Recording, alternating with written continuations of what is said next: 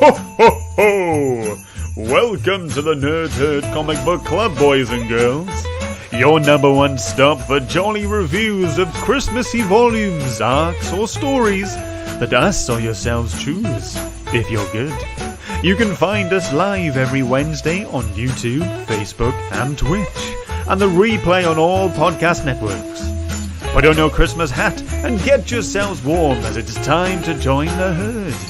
But first, please put your hands together for your hosts, Shane, Phil, and Scott. Ho ho hoy everyone, and welcome to the Nerd Herd Comic Book Club. It is the start of Christmas month, so all Christmas, all month long. I'm Shane, and I'm joined as always by this guy up here, whose beard rivals Jesus Christ himself, Phil. Beard rival of Jesus Christ? I can only dream. Hello all. Ho ho ho.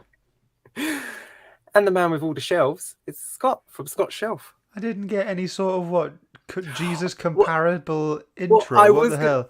I was going to say, Jesus' dad was a carpenter, wasn't he? Jesus' dad was a carpenter. Maybe he Jesus made him was the carpenter. I was going to say, and the man with the best shelf since Jesus Christ, it's Scott from Scott's Shelf. Shemai, everyone. How you doing? Thanks for joining. Welcome, everyone. This week is my pick, and I have chosen Sleigher from Action Lab Comics. It is a 4-part miniseries from 2016, and it was written by Robert Harrington and Adam Horrigan. I do have to try and pronounce these names. The art by Axur Eneas. Is that right? Is it Eneas? Yeah. And the colours by Alessandro Alessi, with letters by Chaz Pangburn. That's Chaz with an exclamation mark, in case you're not watching. Really likes to enter a room. Chaz is here. Just emphasise his first name. Before we jump into the synopsis, which I do have this time, you won't have to remind me, Scott. Yes, good job.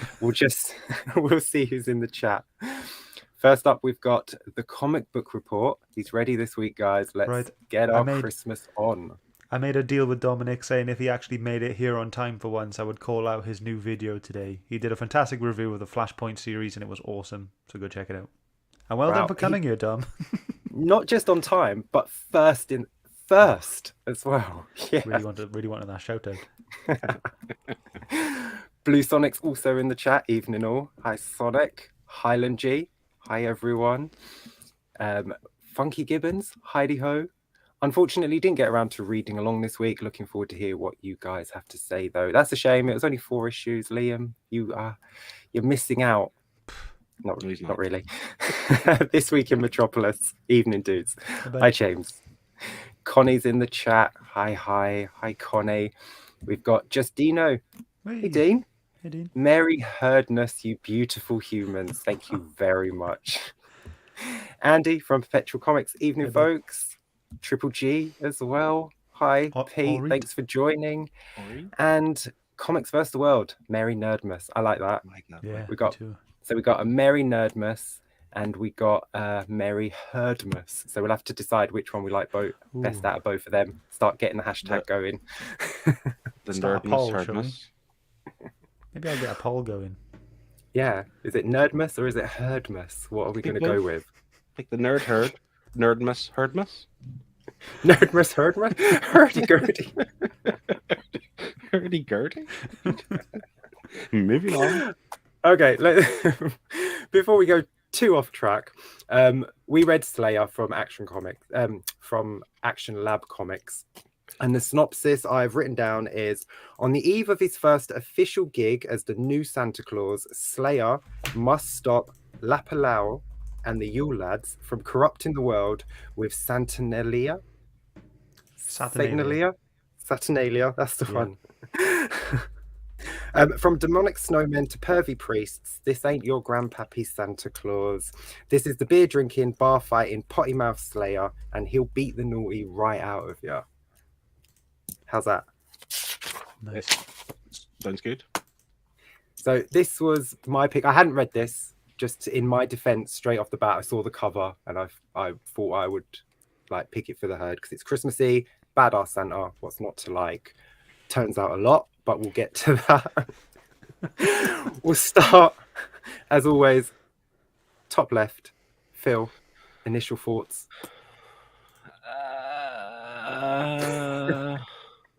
Initial thoughts. To be fair, Santa wearing a leather jacket, slashing an electric guitar, heavy metal, rock and roll. It sounds awesome just on that alone. Yeah. Yep. But I think that's where that ends. Like the enjoyment of the book. Like it's hard to explain. Like I don't. That part's it's like cool. a really good idea, poorly executed. Yeah, it was purely executed. Like the story didn't really intrigue me at all. It's a bit silly, a bit stupid. Like it's kind of on the same level as Deadpool from last week. Even the kind of some of the humor was similar to Deadpool. And strangely enough, do you know what I'm really disappointed about? And I don't know. Like, okay, so it's a mature book in terms of mature reading book, and obviously it does refer to some things that are mature, obviously. But there was not a single swear word or cuss word. Yeah, right? I noticed this. Why That's say my mature? very first note. It says rated M with PG-13 language. Yeah, because Yeah. it was almost like I hate Fairyland in terms of like mother fluffing or whatever. Like he's making up words instead of swearing, but like it's a mature book. Just effing blind. Just go for it. Yeah. Especially with what you start out with in this book. Once you start out with this kind of story, we will get into that in a sec because we might have to put a trigger warning up for the start of this book. Just the start. It's only like the first few pages. The rest of the book is fine for anyone to read. But to start out like that and then to have him like burst through the window and start using very, very child-friendly language was a bit like, huh? Yeah. Yeah. Can I just, before we move on, I do just want to say a big happy birthday to Highland G. He Happy says, never mind birthday. Christmas, it's my birthday, so I say we all celebrate that. And then Blue Sonic says, happy birthday, Highland G. So does This Week in Metropolis and Triple G, and also the comic book report. Everyone wishes Highland G a happy birthday. And thank you for joining on your birthday. Yeah. Much respect. Can we also then wish the Funky Gibbons a happy belated birthday? Because he was yesterday. Was he yesterday, Scott? Absolutely. Monday.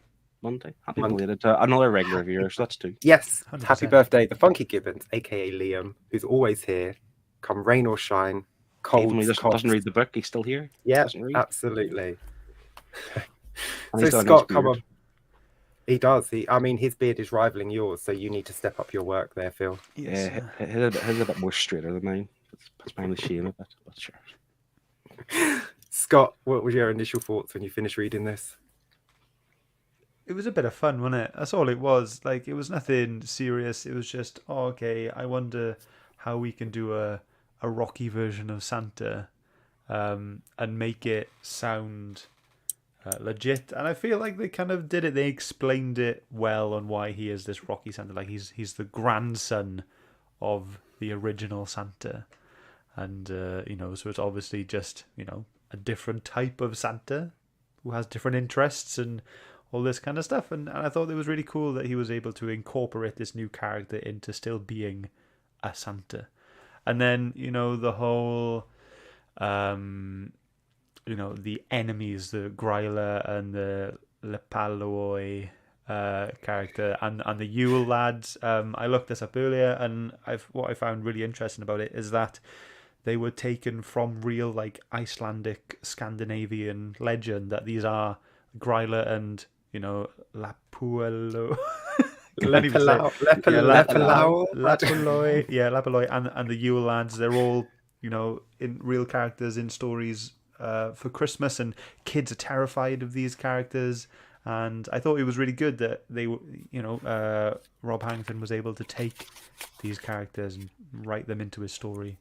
But yeah, it was all just a bit of fun, wasn't it? I loved all the music references, all the rock song references, all the ways they kind of made up rock songs about Christmas and having a good time, and that's the kind of stuff I want to hear on the radio. But yeah, yes, it wasn't the greatest, best book in the world, but it was very nicely drawn, and it was just a bit of fun. and that's how I looked at this. I mean, judge from what we read last year, the Marvel Christmas Carol with zombies was, the bar was low, so Yeah. so this, I was happy to read this. I had a good time. Yeah, it was fun. I think this is very much a throwaway book. It's only 4 issues, so you fly by reading it. You sit there. I had a coffee. I read the book. It didn't take me more than like half an hour to get through it. I don't regret reading it. I don't know if I would read on, but it was fun. It was really nice to look at, and it is just a bit of fun. Yeah, and did have some nice qualities, like them mentioning that he has a soft spot for kids, so when they're in danger or if anyone's like doing anything wrong to kids, he's like straight out there. I thought that was nice. Yeah, like he's still Santa at his core. Yes, he's a rocker, heavy metal, kind of grungy guy, but he will do anything to save kids and to save Christmas. Yes. Like before we get into the art, I will just put the trigger warning up now so we can just talk about the very, very beginning of this book. Okay, so the beginning of the book does deal with some heavier issues. Surprisingly, for this book, you wouldn't expect, if you had read issue 2 and then come back to issue 1, that would be very much out of place, because it starts with a young choir boy being drugged by the cardinal of the church, and Santa bursts through the window to save him.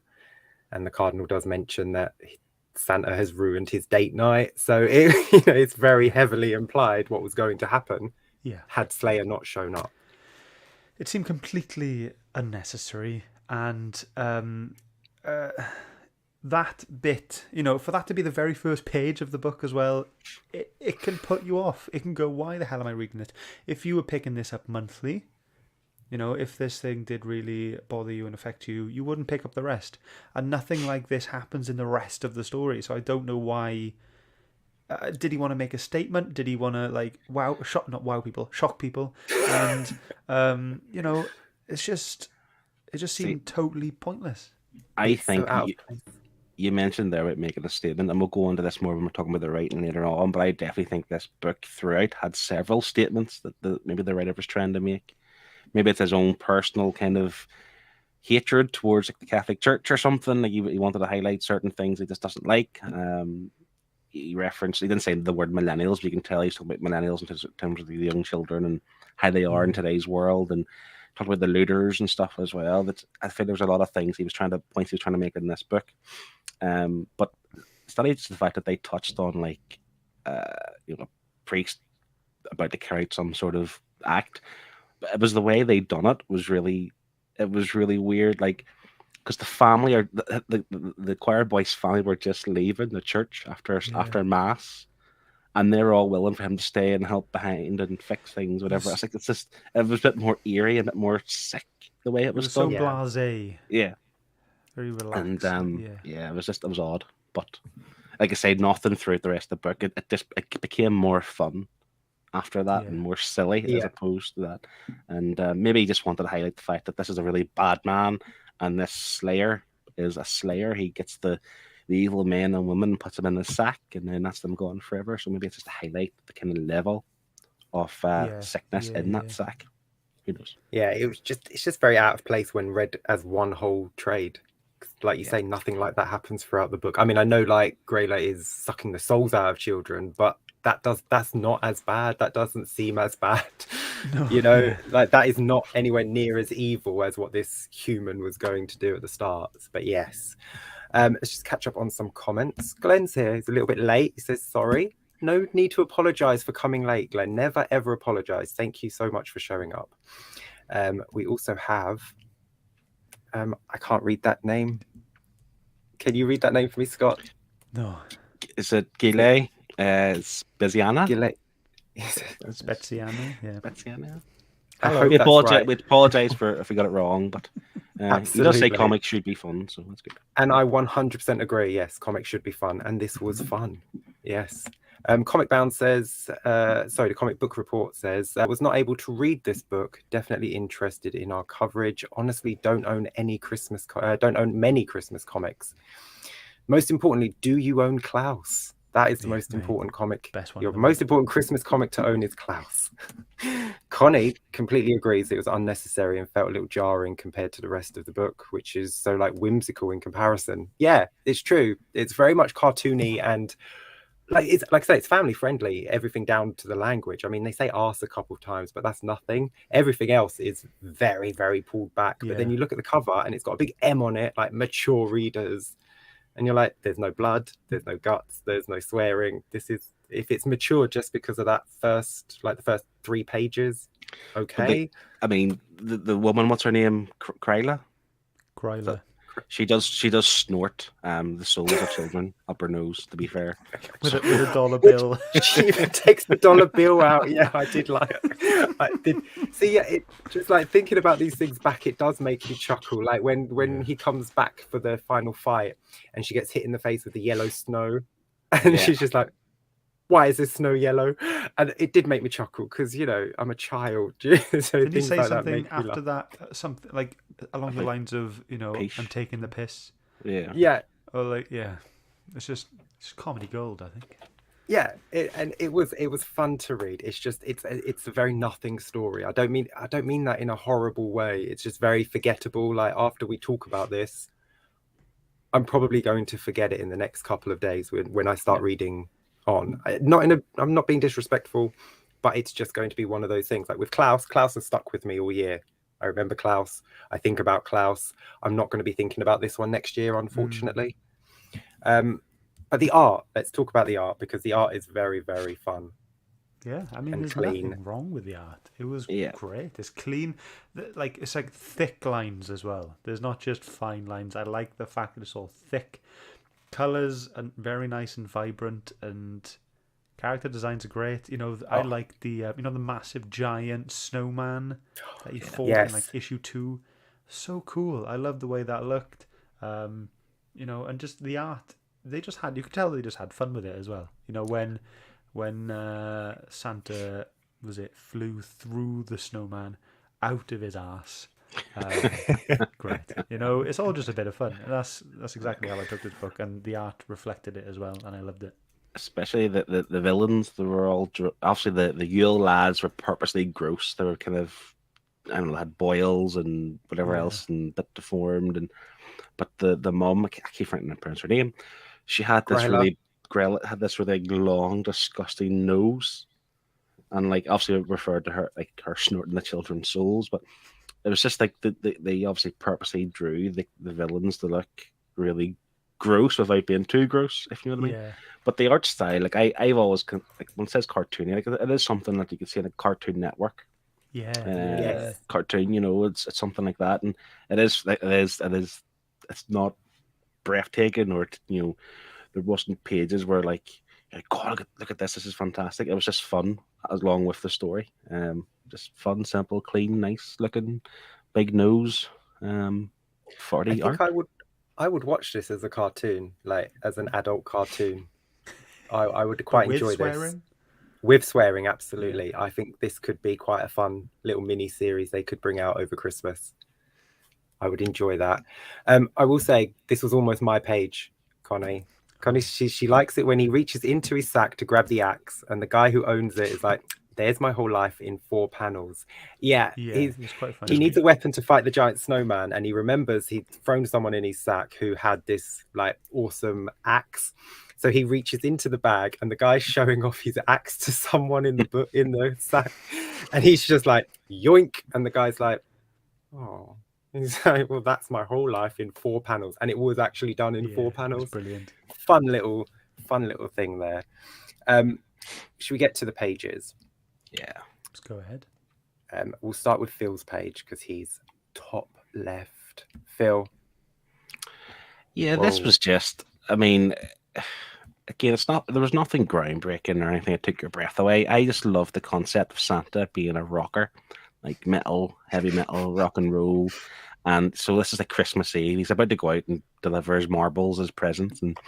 But they think, well, we'll have a party first. We'll get drunk. I think they use the word smash or blasted or something as their terms of getting drunk. And he's just come out here with the cool guitar, and he looks cool. And then all the other little elves in the bottom panel with their nose piercings and their emo style haircuts and their, what do you call them, wrist bangles Wrist or cuffs. Yeah. wrist cuffs, and they're all doing the rock and roll signs, and I just thought it was cool. It's just for me it added the fun factor as well, because here's Santa, the new Santa, and he's obviously having a big party with his elves after working so hard all year round. Yeah. Fantastic.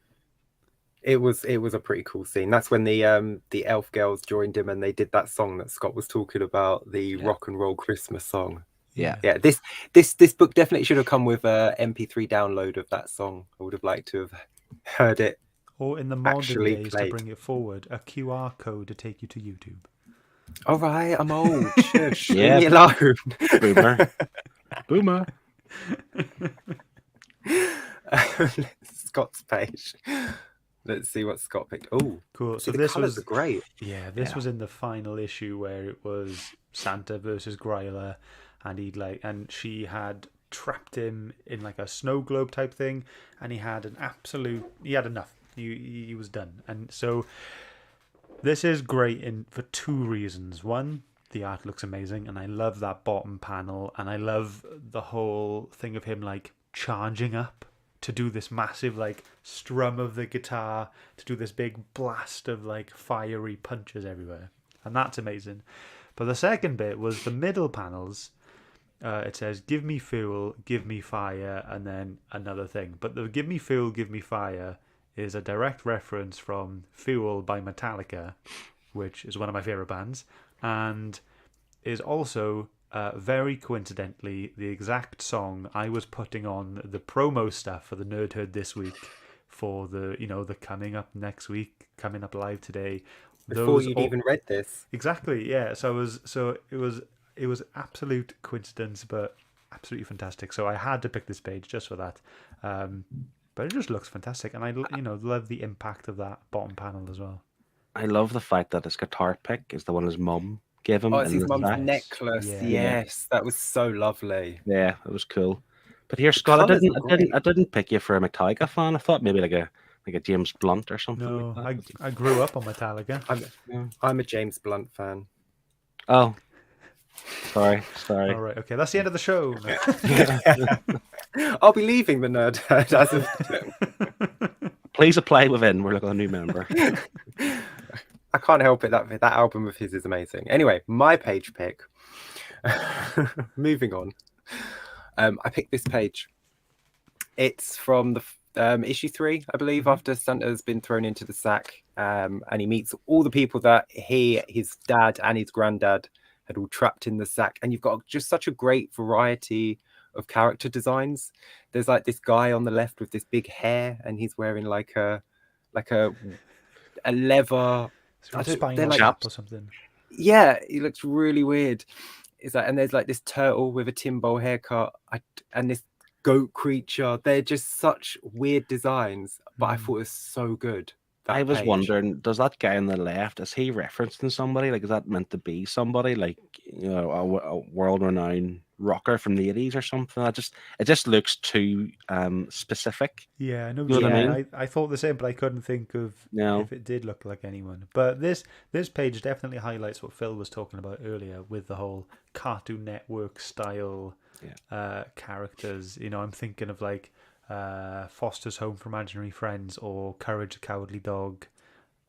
Yes, those Courage. kind of shows, and it feels like those would be characters that would be picked out of those shows.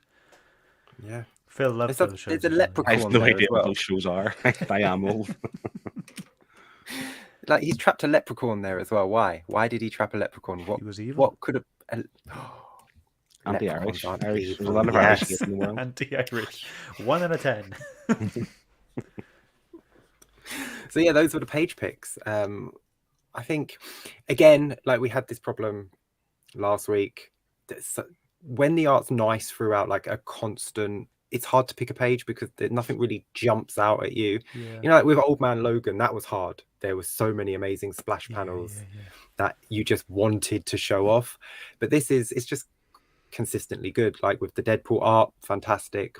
But it's hard to pick a page when we do these kinds of books, because it is just a comic book. I know that sounds really silly to say, But when you read some books, Old Man Logan, it's an art piece as well. Mm-hmm. But these are just comic books. You're reading the panels and you're moving on. There's nothing to keep you on the page. As nice as the art is, it doesn't keep you on the page. No. But I thought the colours were saying great that, as well. the colours are fantastic, yeah. And like you said, the thick lines. If you're doing cartoony art, I love thick lines, Thick lines because are that, great, it has to, it works, doesn't it? Because then you feel like you're watching a cartoon. How But many yeah, times have so we said the word thick tonight? It just seems really weird. just so that's, there's nothing really you can say about the art past. It's nice, it's cartoony, it's decent. So let's move on to the writing, because I think that's where this falls down the most. Okay. Let's move Who's on gonna to kick the us off? writing then. I think. Or did you want to stick with the art? No, it's fine. Just like I was enjoying this chat. It was such a positive chat, and now I know it's gonna go downhill a bit. So, Yeah. I'm ready, See, I guess. I agree that it is going to go downhill, but see, to be honest, I don't know why it's going to go, like, in terms of like the story's a bit silly, but like we said before, we can't take it too seriously. It's meant to be a silly story. I think some of the humor was not to my liking. It did remind me of Deadpool a little bit. Some of the kind of stuff he that would come off with, but I honestly can't put my finger on why the writing and the kind of overall story was a little bit bad. I can't think why it is bad. Like, can you put your finger on it? There's not really much depth to it. You don't really need to think a lot around what's going on. It's just this is happening and that's why. But then that's why it makes it weird that you mentioned the fact that the Lepaloi and the Yule lads are like mythical. It's a story from Icelandic. It's like, so if he's went away, the creators they've went away and they've thought about this or they've researched this enough to put it in the book. Usually when that happens, you do get depth in the story. Well, this is definitely a plus for me. The fact that they have gone and researched these characters and decided, yeah, those will fit right into my story. I want those. And this may be a fantastic, fantastic Christmas comic for any heavy metal Scandinavian people. This may be right up their street. A heavy metal Santa with scary characters that I hated growing up as a child. Count me in. So, but I think maybe as, us being from the UK, not really understanding the severity of these characters, maybe we're not picking up on that as well. But yeah, I'm really trying not to take this story seriously. I mean, if we were told you should take this story seriously, it's a really serious book, and then we read it, and then we were like, it's actually a bit of silly, just a bit of nonsense, bit of nothing. But because the cover is a heavy metal Santa, we've instantly going into it going, all right, let's have a bit of fun. And for me, it's not going to lose that many points because of that. Yeah. See, this is the thing too. Just because there were a few people in the chat who haven't actually read it, so they kidnapped the world leaders in order to create chaos, which would then create negativity, which then they could harness, and then they could reverse the polarity of the magic of the sack. Yeah. So to reverse good and bad going the other way, and it is completely balls stupid. Like it's daft, but there were a few things that were funny. Clever as well, though. Yeah, that's the problem I have. It is a clever idea, but it's not a clever book. If you know, like it could be so much better. And I think maybe the focus too much on a kind of shock of certain things, like I mentioned before. They refer to the looters and things like that. There, so whenever all the negativity spreading. They then break the window of the shops, grab what they want. I deserve this. This is mine. Like basically taking the piss of people who loot, whatever. And then they have Vladimir Putin, the P-O-O-Tan, and it actually looks like Vladimir Putin and stuff. When he's singing Rubber Ducky when they kidnap him.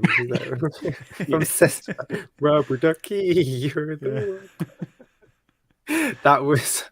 That's what I mean. It's got a tiny pee-pee. But it's just that's right. I feel like the writer just wanted to kind of highlight and focus on certain kind of shock points to get to get those kind of, oh, look, that's there's Putin with a tiny PP, and instead of But then focusing show on it. It's a mature book. Show it. Don't censor it. If you're gonna tell, show, don't tell. It's the visual medium. I mean, I don't want to see Putin's Don't wanna see PP, to be Putin's honest. tiny PP, no. Each to their own, I will say though, that did irk me a bit at the end of the book when they kind of give Putin a redemption where he catches the Yule boys or the Yule lads and he's got them in prison at the end. It's kind of like, and then Putin comes and saves the day and it's like, huh? What? What are you doing? I really, that did. I was like, if this was a physical copy, that page would have been straight out. Really, straight in the bin. Straight in the bin. I don't know how that got past the editors. They were like, no, what are you doing? It's Putin. What are you doing? Not a big publisher, though, is it? Let's be honest. I know, but I'm sure they've got an editor. Yeah, probably. Phil, you were saying earlier that I can't actually remember what you were saying earlier. Like you gave the impression that it felt like this book was squashed into 4 issues. Like, was that what you think? Would you think we would have had a big bit more of explanation in 6? I think it did seem, obviously it was very fast paced, but also like even like the end scene where, if I'm being honest, I can't even explain how it ended. He got this, more power with his guitar. He's like flying. He's delivering marbles in the chimneys and things. It all just seemed very fast and jumped to bits, as opposed to kind of naturally kind of flowing in a certain way. So I do feel it was squashed a bit. But again, maybe they only had 4 issues, or maybe this is all they wanted to tell. But I do feel like maybe another issue or 2 just to kind of make it flow better, as opposed to kind of all a bit disjointed and stuck on, like stitched on. Yeah, it's all great that we get a 4-issue story, but sometimes it needs to be maybe 1 or 2 more for it to feel as fleshed out as it did. But yeah, because the fight with Grayla was literally just like one panel of someone saying on the news, Santa's flying around the world fighting this old hag woman, and so like that explained how he got the marbles delivered, because by the end he's like, and here's the final one, I did it, yay. It's like, so he's like delivering them while he's fighting. But it was just that one line, they're fighting all around the world, so it was very rushed. I also feel like they so I'm just thinking of I Hate Fairyland, and what was her wee companion in I Hate Fairyland? The wee and what was his name? Larry? Larry. That's the one, Larry. Yeah. So when you read that book and you had Larry as her companion, her sidekick or whatever, he had a fair bit to do in this book or in that book. But in this book, you had Blitzkrieg, which is the bike, which is really cool bike. But they didn't. Like, he didn't hit the same level as Larry, and then he was in it for a bit, then disappeared for a bit, and then even the elves, like the 3, I don't know what their names were, the three women, or the female elves, and then you had the 2 band, from the band, and you had the 2 males who were quite funny, but none of these people got enough time to kind of showcase and kind of for you to feel something for them. Apart from the guy, I'm terrible with his name, but he was really he was smoking and stuff, I'm just gonna have a puff of my cigarette. I liked him, but I wanted more of him to see. Do you know what I mean? Like have me feel more for these characters, and don't just have them for a little bit and then take them away. Well, this story does carry on, so maybe. Well, we hope it does. It says that it will, so maybe there will be more. I do like that rather than chapters. It was like track 1, track 2, like an old cassette. I thought that was a nice little touch. Just something. They just put that much thought into it, rather than just part 1, chapter 1. They were like, track 1, track 2. And it was the old, like, embossed label maker design. It's like retro or something, isn't it? Yeah, I thought that was cool. I will say about his bike. His bike was incredibly racist. I mean, he calls him a honky and a cracker. I didn't even pick up on that. No, did I? And I felt bad for saying I want more of the bike because I didn't. I was like, Well, I did not expect that from Santa's Ride, but okay, I'll go with it. It just sort of came out of nowhere. Like Yeah. the first time he did it, I was like, maybe it's a bike pun because he's got a horn. Maybe it's like, but then he calls him Cracker later on. I was like, also kind of maybe a Christmas pun. cracker. Yeah, I'm like, Yeah. that's two now. Come on. Something I did enjoy was the kind of lineage aspect, the grandfather Santa. But then when he goes to visit Santa, he's at like this mansion and he's having this pool party full of old people in bikinis or naked or topless or whatever, and there's just they're just having drinks and just having a good time, and that was absolutely bonkers. And it's just cool to see Santa enjoying his retirement, and he was able to help out Sleigher straight away, and his powers were really cool as well. He's just such a great character. But then I was gutted when he died. But then I thought the art was really funny with it, because you had the one panel where he was like, "I'm gonna die" or whatever, and then like instantly it was like a face, and they were just like, "Yeah." The next one, his like tongue was out, crossed eyes, and I thought that was really funny and quite sudden, but I enjoyed it. Yeah. I really liked that. He was so adorable, that because he was a proper Santa. He was round and everything, wasn't he? But they even threw in that little thing when he sees Grayla again, or Gryla. She says, "You seduced me and trapped me in that sack." And her husband's like, "Come again? What was that part?"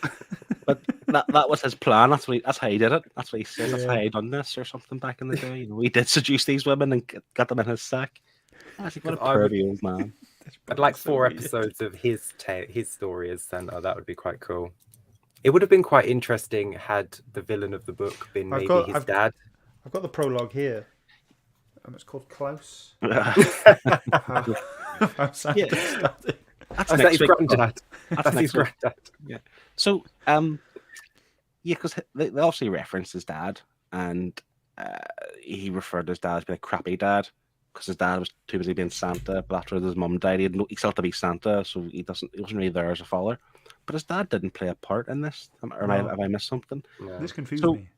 So Scott just mentioned there that he thought maybe the dad was some sort of villain of some sort, or maybe if he was the one, and that makes sense to me. That I thought the same thing, that the dad's going to play a part. Yeah. Either he's going to come and save at the last minute, or we find out he's the one that's like controlling things. He's the main baddie. Or he told him how to reverse the magic of the sack to get his wife out. Just something. Yeah, but then again, it's like the characters, you get them for a bit and there's nothing. And the same thing with that. Here's a little bit of the story. Here's his kind of background and why he just hates his dad. But we don't have to know he hates his dad. You know what I mean? It's like he doesn't play any significant part in it, apart from he hates his dad. Yeah, I feel like they were just put in there to show the artist has range, because all the flashbacks have a different art style, which was fun to see. It was a nice comparison to what we're seeing, but it didn't add anything. Like you say, I mean, what's the point of showing us and telling us that his dad, he had no time for him, and that's why he doesn't want to be Santa XYZ, if you're not gonna then have him show up and either be the reason he decides, right, I'm going to be the best Santa now, or the reason why he's being attacked. There needs to be some connection there. They might be saving him for another volume. Yeah, maybe. Initially, the voice he had in his head at the start, I thought was his dad. Yes, and then I did, because obviously like he has a mum, but she was never really referenced until it referred to the dad, and then the mum had died. If you know what I mean. So I thought it was the dad, and he was somehow using his Santa powers from beyond the grave or something to kind of guide him this way.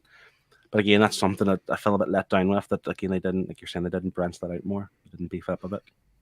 It's a shame, because I think thinking about it, because obviously I'm remembering the good things about the book, I'm enjoying it in my head more than when I was actually reading it. That might sound crazy, but like this is a book that if I told you about it, you would enjoy it more than if you read it, because I would be able to tell you the jokes and tell you the good parts, tell you the action scenes, and then that's it. You wouldn't have to read all the in-between parts. Yeah.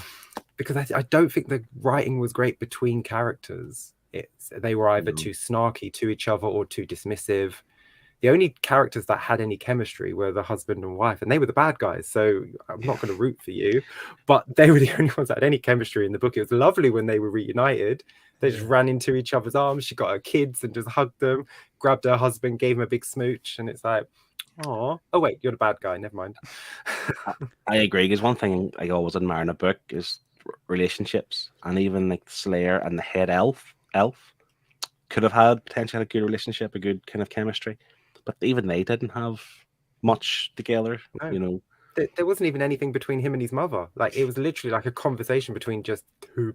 Like, she was just it was a film. clothes. Like, watch this TV. You've got 5 minutes. Watch the TV and then go and save the day. Like, there was no like, you know, obviously apart from getting the pick and stuff, like a bit of heartfelt moment, but there was none. There was no, oh, I've missed you. Don't leave. I want to tell you what I've been up to. Let me tell you how my life has been. It was just like, no, have a look. I've got to go. Cheers. Like, See ya. Yeah. And it was like, I know they had to get that done, but they could have spent just 2 or 3 panels just showing him, maybe, I don't know, tearing up at the sight of his dead mother.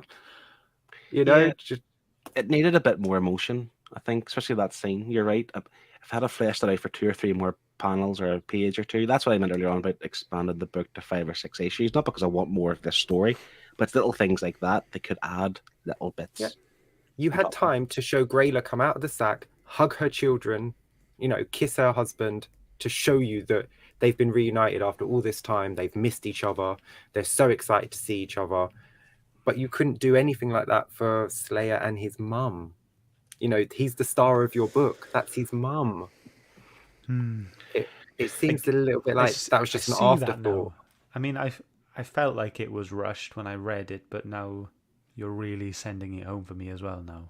Oh, sorry. You're really like, you're really just like, okay, that bit was a bit done incorrectly.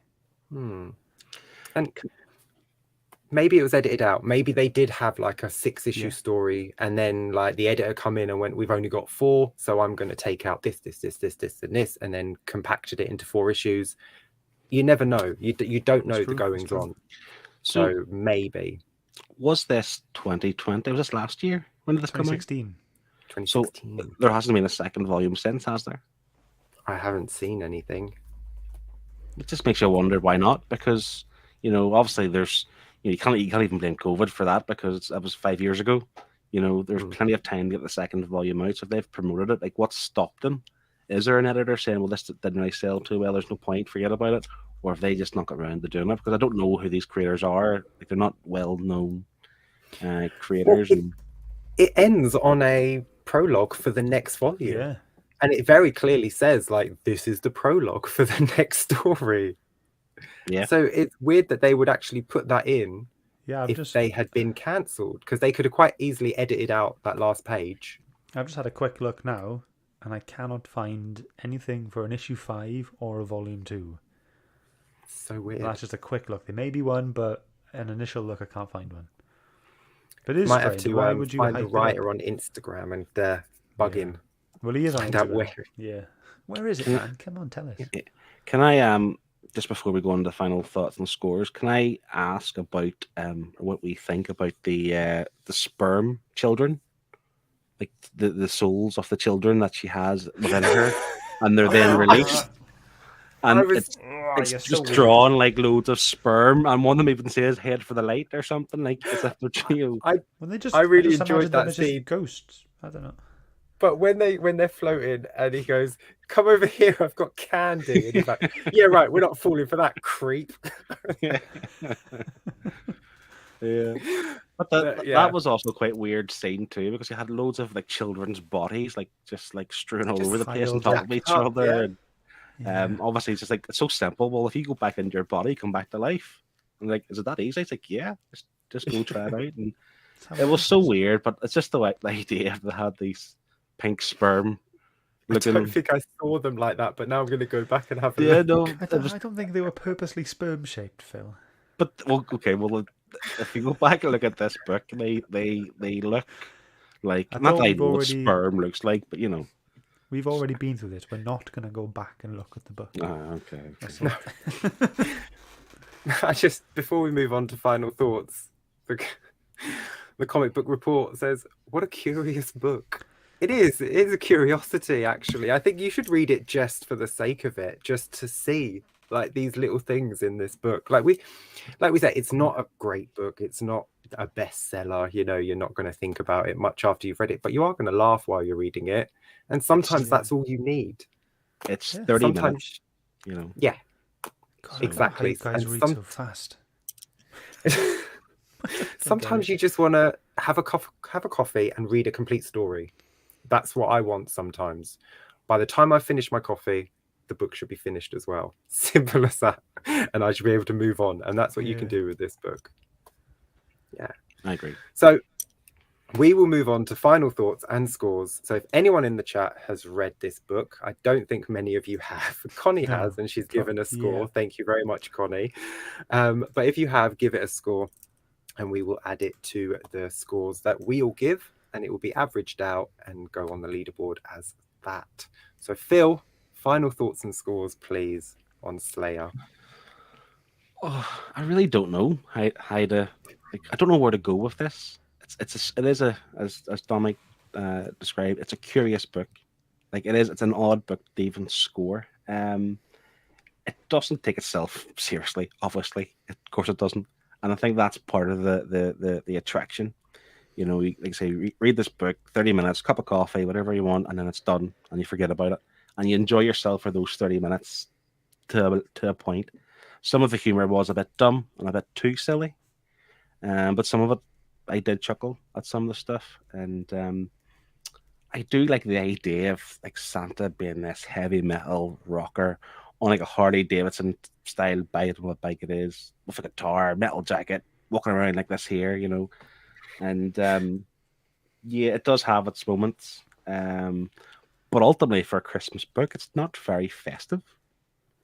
Obviously it is Santa and it is elves and he is giving presents, but it's not a festive book. Obviously, it touches on some themes are a bit suspect, but it definitely missed the mark as well in some parts. The emotion with the mom and the lack of chemistry between characters. So I'm torn, really how to score it. I can't score it high, but I can't score it low. So I'm going to do what I did last week. Score it right down the middle, like Deadpool. I'm going to give it a 5. It's a 5 out of 10 for me. 5. Awesome. Oh, Scott, what are your final mean, thoughts? I haven't exactly said a lot of bad things about this book. I have sung its praises, but I will admit it isn't the best thing in the world. It is, yeah, like Phil said, it doesn't take itself too seriously. The art was, cartoony with thick lines and fantastically coloured, and nothing was out of place or didn't look right, and it all just looked great. The character designs were fantastic. I loved the bike. I loved the giant snowman. I loved all the characters lived in the sack. All of that was very creative, very imaginative, and I really appreciated all of that. But yeah, it did feel compressed, squashed. Felt like something was missing or rushed. There was something not there. But we can't put our finger on it. And the fact that we spoke earlier about the whole misplaced emotion with the mum, they should have done something there. But I will recommend this book to some people. I mean, if you ever find this book in a shop for a £5, just grab it. I mean, it's a bit of fun. It's a good laugh. And if I ever do meet a Scandinavian metal fan, I will recommend this book to them, But I think I'm going to go a bit higher than Phil, but not too high, though. It's going to be a 5.5 for me. 5.5. Awesome. Before I give my score, we've got Connie has said a 6 from her. She did have to leave, so she's going to be watching it on the replay to find out where it landed on the leaderboard. I don't think she'll be too surprised with its position. And Blue Sonic says, sorry, I wasn't a fan of this one. I can only score this up against Deadpool, and I enjoyed that more, so I have to go with a 4. Oh, okay. Oh, Blue Sonic, are you noting down your scores? Oh, he must. Well, he remembers what he gave Deadpool last week. He's on a little scorecard. Gillet Speziani Speziani gives it a 5 out of 5. We score it out of 10. So, or is that a 5.5? I think that's playing on our scores of 5. Like, woo, 5 out of 5. Ah, okay. I thought maybe he was scoring it a 5 out of 5. Hopefully you can clarify, but yeah. Yes. You can't put a 10 down for this, no way. So, I did have fun. I had more fun than I did like rolling my eyes and being like at certain parts of it. I think personally, this is a much better idea than it is executed. Like the writing is what lets it down. Unfortunately, that's not a dig at the writer at all, because he's created this great world. He's created great characters. Everything he's created is great. It's just the interaction between those characters that I'm not a fan of. Some of the humor, like you say, is a little bit too silly. And I think what makes it sound and feel more juvenile is the language used. It's a mature book. Maybe if there were a few F's thrown in, you know, or a few naughty words here and there, it wouldn't have felt so immature with some of the jokes. I think this is this kind of like, I was reading it and I did feel like this is what Lobo would be like as Santa Claus, you know, with his massive bike and the fire and all that. I thought, yeah. So I enjoyed the look, I enjoyed the characters, the designs, all of that. It's just the writing. Art's great, world building is fantastic. I'm going to give it a 6 because I did actually enjoy it. I did laugh out loud a few times while reading it, but it's not like a mind-blowing book that's ever going to, it's never going to sit on my mind where I go, you know, like 2 months down the line, I'm not going to go, oh, is there another Sleigher? I have to check to make sure the next issue is coming out. I'm not going to do that, in all fairness. Yeah, okay. So, yes. Okay, great. Blue Sonic says, yes, he is keeping score. Cool. He's trying to keep a record. Yeah, let us know. And let us know. Tell us what they are. Yeah, it'd be great to have an entire list of what you've scored every single book you've read with us.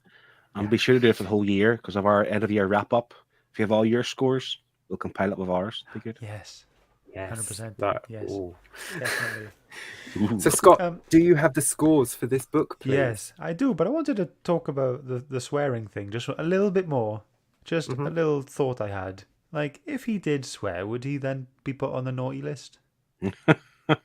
But is that why he didn't doesn't swear? go on any list. He doesn't go on the list. He doesn't give himself presents. He gives other people presents. He's Santa. Okay. He's selfless. Okay. Scores on the doors.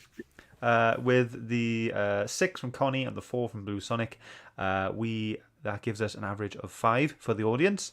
And then adding that on to Philip's 5, my 5.5, and Shane's 6, we come to the grand total of 5.4. 5.4. 5.4. So let's go ahead and see where that goes on the leaderboard. Let's have a look. Surprise, surprise. There we go. Oh, what? Place. 8th place. I am so surprised. There we go. But I have also, at the start of this episode, I did make a poll on the chat. Oh, you did? Yes. Which is better, Merry Nerdmas or Merry Herdmas? And we do have a winner. The winner is Merry Herdmas. 60% voted for that, 40% voted for Merry Nerdmas. So, Herdmas wins. Herdmas. Awesome.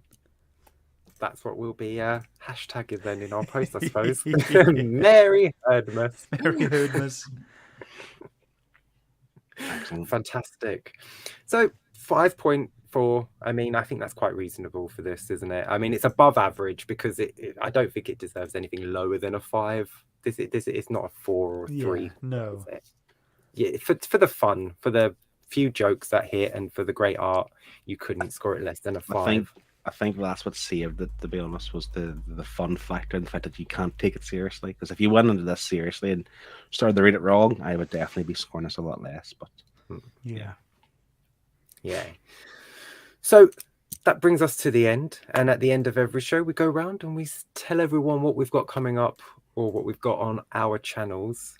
So Phil, why don't you tell us what you? Oh, yep. Can we go ahead and tell people what we got coming up next week? Oh, we can. Should I do that first? Yes. I'll do that now then. Okay. We've got a little clip. We have. somewhere. So next week on the Nerd Herd, whose choice is it next week? It's mine, baby. It's Scott's pick. So let's find out what we'll be reading for the next week. But what are we on? Wave 3? Yep. Wave 3, week 2. Let's see what we're reading.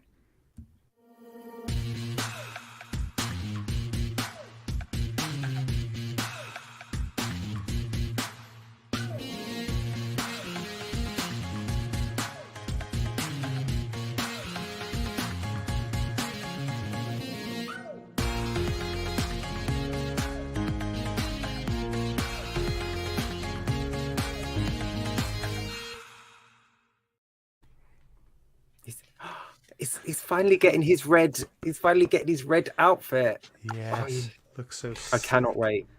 I'm really looking forward to that one. I think for those who are watching or listening who are new and don't know why we're so excited, we obviously read the first installment of Claus last Christmas, and all 4 of us at the time, we absolutely loved it. And yeah, like we're looking forward. This is the 2nd volume of this. So if you want, read the first 2, go back and watch last year's show, and then watch us live next week. Klaus, the New Adventures of Santa Claus next week. I really, really cannot wait, because everything about that book is fantastic. I cannot wait to talk about it next week. I really hope I like it. What if it's bad? Oh no, what if it's bad now? Stop it. Oh, no. If it's bad, I just think you should pull a sickie next week and let me and Scott talk about it. I'm gonna have to 100%. So yes, before we go round what we've got coming up. So Phil, tell us that you've got nothing coming up on your channel, so we can move on to Scott. I do have something to talk about though. There's nothing on my channel, but I did appear in someone's quiz. That's something. So that's yes, something I could talk about, I suppose. Yep, you could talk about that. You could tell people that it's live over on my channel, Dawn of Comics.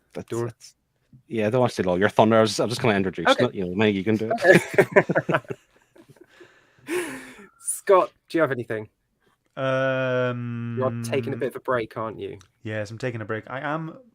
It's in my head to do a whole video of what I got over November, because it was my birthday at the end of October, so I treated myself a lot. So I am thinking about doing a whole video if I have time next week. Awesome. That's a good haul video, I like them. Yeah. So I just like going, oh, I want that. Oh, got that. Want that. So for me, Dawn of Comics Quiz Night 14 premiered on Monday. If you missed it, you can head over. There's Phil with his stubby. You can head over. There is a viewer competition. As always, you can enter the viewer competition. It's going to be live for another 3 weeks. So take your time, head over, watch the quiz and see who wins. Phil, like he said, was on the quiz. Unfortunately, Scott couldn't make this one. No, Scott. But yeah, head over. It's on my channel, Dawn of Comics, and it's Quiz Night 14 with the live viewer competition. So yes, that's it. Yeah. We're gonna go. See ya. So look, wait. 1 second. Scott, you know this. Come on. What? You have to do something. You have to get your waves out. Bye. Merry Herdmas. Merry Herdmas. Bye, everyone. Love you.